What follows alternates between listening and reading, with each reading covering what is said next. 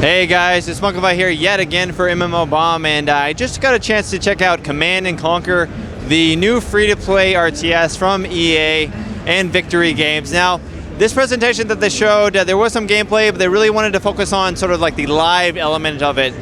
The ability for them to go into the game and essentially change things, update things as they go, based on player feedback. They really emphasized they wanted to make the game based on player feedback, and they've been listening to players and want to make a game for the players. Now, there are 3 factions available in the game, and they range from militaristic, futuristic technology to sort of like Southeast Asia, China, and then there was more of like a terrorism faction. Although they did mention the terrorism faction wasn't predominantly just Middle Eastern, but it was also from around the world, so a little bit of that. Now, in terms of the actual gameplay, it is of course an RTS based on the Command and Conquer General series, and using the Frostbite engine, it looked very spectacular. The graphics, the fidelity of it was quite high. The gameplay itself, I played the game originally back in the alpha, in a little press tour back in, I believe, January, and from what I've saw from then till now, definitely have updated the graphics, added a little bit more fidelity. The gameplay itself was a very strong RTS feeling. You had, of course, the generals, which are sort of like the customizable aspect of your army.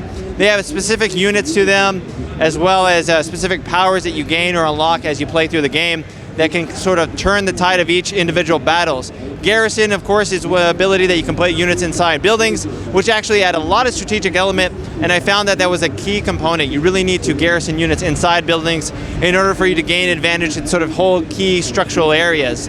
Now, in terms of how the game is sort of, how you're going to progress in terms of what you can gain access to or purchase, the generals, of course, are the main sort of area for that. They did mention that they didn't want any of it to be pay to win, so none of the generals will be stronger than the other ones, but that is something that you'll unlock over time.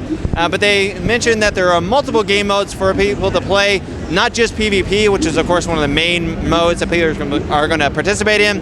There'll also be PvE modes, Assault, which is like a cooperative against the AI, where you take key objectives and sort of defend against waves of enemies.